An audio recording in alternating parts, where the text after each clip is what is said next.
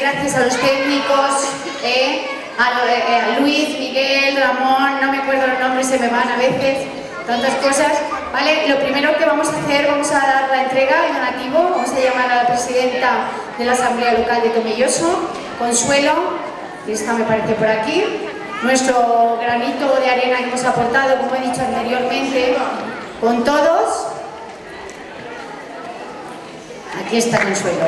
Y un aplauso de Consuelo. Muchas gracias. Muchas gracias. Cruz Roja de Tomelloso está tremendamente agradecida tanto a la Escuela de Baile de Agustina, su profesorado, y a las alumnas y alumnos